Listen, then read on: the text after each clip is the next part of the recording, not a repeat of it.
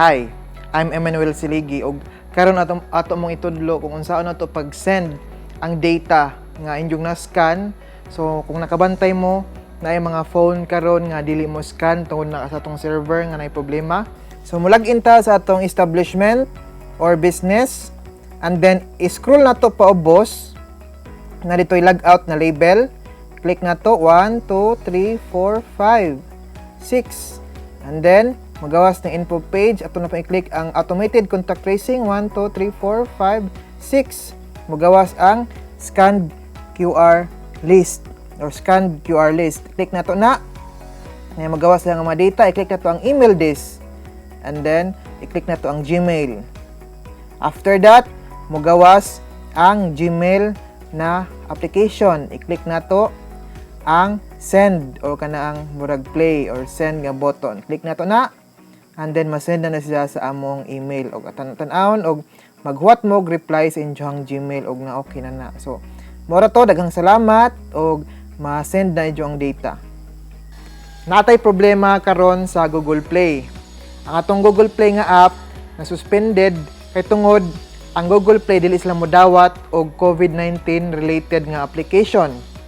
But naman ni si Jai supported documents ato pang gi-process ang atong appeal. Wala man ni problema kay gimando man kini sa atong probinsya sa Southern Leyte. So natay igo nga dokumento para atong i-appeal ni og sunod nga mga adlaw mabalik na ta og mas mapanindot pa ang pag-update gamit ang Google Play. So karon wala pa tay Google Play kay tungod suspended ato pa ni siyang ginalakang karon mga sunod nga mga adlaw ma-okay na ni siya. So samtang karon sinati mo nga ang atong application dili ma-sync ay tungod ang inyong mga application is daan na kaayo. So natay bagong update atong i-download ang atong application gamit inani nga link og i-install nato. So uninstall nato daan ang atong daan nga application ug i-install nato ang atong na-download nga application kani.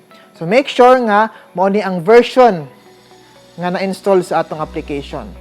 So makita ninyo ni nag-login ang katong mga naggamit og online o web browser sa Trace, wala to sila problema kay directly man sila naka-connect sa server. So wala to sila problema. Ang problema lang karon is ang paggamit inani nga application which is ang Android application.